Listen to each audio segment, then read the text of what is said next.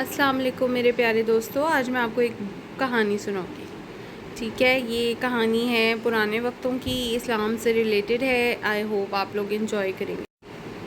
اچھا تو جی، ہوا کچھ یوں تھا کہ جب مسلمان پہلے مکہ مکرمہ میں رہتے تھے نا، تو وہاں پہ ان کے ساتھ کچھ کفار کے لوگ بھی رہتے تھے جو کہ قبیلہ قریش سے تعلق رکھتے تھے.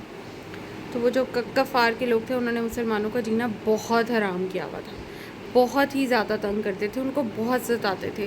تو اللہ تعالیٰ نے نبی پاک صلی اللہ علیہ وآلہ وسلم کو حکم بھجوایا کہ آپ لوگ اس طرح کریں کہ مکہ چھوڑ دیں اور مدینہ کی طرف ہجرت کر لیں. تو نبی پاک صلی اللہ علیہ وآلہ وسلم نے اسی طرح مسلمانوں کو انسٹرکشنز دی کہ چلو اب ہم یہاں سے جانا ہے، ہم یثرب کی طرف کو جائیں گے. ان کا قافلہ تیار ہو گیا، وہ یثرب کی طرف کو جانا شروع ہو گئے. یثرب مدینہ منورہ کا پرانا نام یثرب تھا. جب نبی پاک صلی اللہ علیہ وآلہ وسلم نے وہاں جا کے قیام کرنا شروع کیا تھا تو پھر اس کا نام مدینہ رکھا. ٹھیک ہے، تو جب یہ قافلہ رواں دوا تھا مسلمانوں کا یثرب کی طرف کو، تو راستے میں کچھ کلومیٹر، یثرب سے کچھ کلومیٹر پہلے ایک مقام آیا تھا جہاں پہ، جس کو قبا کا مقام کہتے ہیں. قبا کی بستی میں سب مسلمانوں نے پناہ لی، کچھ دن وہاں رکے تھے، اور وہاں پہ نبی پاک صلی اللہ علیہ وآلہ وسلم نے ایک مسجد بھی بنائی، اور اس مسجد کی تعمیر میں انہوں نے خود بھی حصہ لیا تھا. تو اس مسجد کے بارے میں لوگ کہتے ہیں کہ یہ اسلام کی پہلی مسجد ہے کہ جس کی بنیاد تقویٰ پہ رکھی گئی ہے. اس مسجد کی بہت زیادہ امپورٹنس ہے. نبی پاک صلی اللہ علیہ وآلہ وسلم کے ساتھ بہت سارے صحابہ تھے، جن میں حضرت ابو بکر صدیق بھی تھے. تو اس کے بعد یہ قافلہ رواں دواں اپنے آگے والے مقام کی طرف جانا شروع ہو گیا. جب سب لوگ مدینہ پہنچے، یثرب پہنچے، تو وہاں کے لوگوں کو تو پہلے سے ہی پتہ تھا، وہاں کے جو مقامی لوگ تھے ان کو پتہ تھا کہ نبی پاک صلی اللہ علیہ وآلہ وسلم کچھ اپنے مسلمان لوگوں کے ساتھ مدینہ کی طرف تشریف لے کر آ رہے ہیں. تو وہ لوگ سب اتنے خوش تھے، اور ان کے استقبال کے لیے ان لوگوں نے قطاریں بنائی ہوئی تھی. سب لوگ انصار، مہاجرین، ان کی بچیاں گیت گا کے نبی پاک صلی اللہ علیہ وسلم کو استقبال کرنے کے لیے وہاں پہ کھڑی تھی. وہاں پہ جتنے بھی لوگ تھے وہ سب یہی چاہتے تھے کہ نبی پاک ان کے گھر میں آ کے قیام کرے، مگر نبی پاک صلی اللہ علیہ وآلہ وسلم نے وہاں کے جو سردار تھے ان کے گھر ہی قیام کیا. جب سب لوگ مدینہ پہنچے، یثرب پہنچے، تو وہاں کے لوگوں کو تو پہلے سے ہی پتہ تھا، وہاں کے جو مقامی لوگ تھے ان کو پتہ تھا کہ نبی پاک صلی اللہ علیہ وآلہ وسلم کچھ اپنے مسلمان لوگوں کے ساتھ مدینہ کی طرف تشریف لے کر آ رہے ہیں. تو وہ لوگ سب اتنے خوش تھے، اور ان کے استقبال کے لیے ان لوگوں نے قطاریں بنائی ہوئی تھی. سب لوگ انصار، مہاجرین، ان کی بچیاں گیت گا کے نبی پاک صلی اللہ علیہ وسلم کو استقبال کرنے کے لیے وہاں پہ کھڑی تھی. وہاں پہ جتنے بھی لوگ تھے وہ سب یہی چاہتے تھے کہ نبی پاک ان کے گھر میں آ کے قیام کرے، مگر نبی پاک صلی اللہ علیہ وآلہ وسلم نے وہاں کے جو سردار تھے ان کے گھر ہی قیام کیا.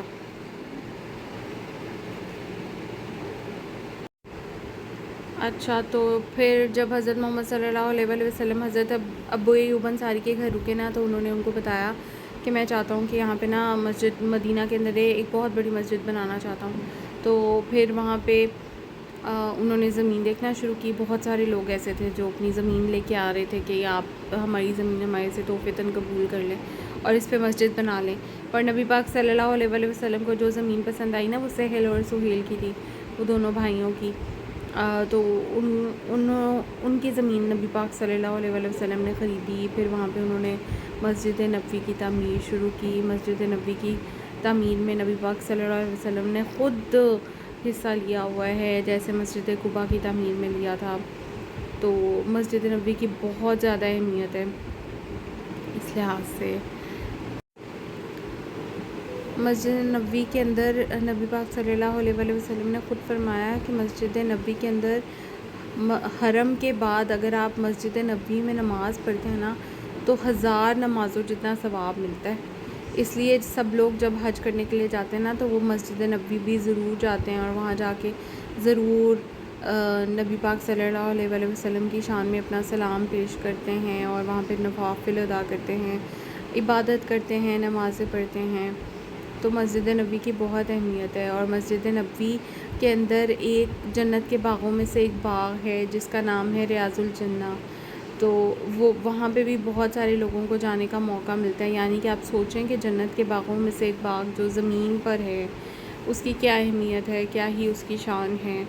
وہ بھی وہاں پہ مسجد نبوی کے اندر موجود ہے۔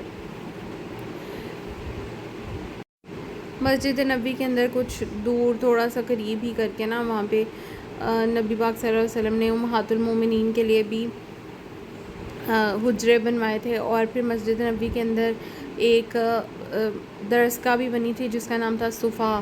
وہاں پہ لوگوں کو پناہ بھی ملتی تھی جو لوگ اسلام کی تعلیم حاصل کرنا چاہتے تھے۔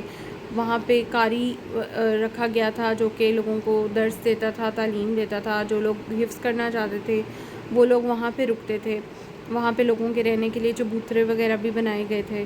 تو اسلام کی یہ پہلی درسگاہ ہے، اس لیے اس کی بھی بہت زیادہ اہمیت ہے۔ یہاں پہ اس وقتوں میں جب بھی لوگ جہاد کرنے کے لیے جاتے تھے یا کسی کو کوئی بھی مسئلہ ہوتا تھا، کوئی بھی بات جو انہوں نے نبی پاک صلی اللہ علیہ وآلہ وسلم سے ڈسکس کرنی ہوتی تھی، وہ لوگ صفا کے مقام پہ آتے تھے اور وہاں پہ روزانہ رات کو اپنے سارے مسئلے مسائل ڈسکس کرتے تھے یا نبی پاک صلی اللہ علیہ وسلم سے مشورہ کرتے تھے کہ ابھی ہمیں اگلا قدم کیسے اٹھانا ہے، یا کوئی مشکل ہے تو اس کو کیسے، اس مشکل سے ہمیں کیسے درپیش آنا ہے، کیا طریقے ہوں گے۔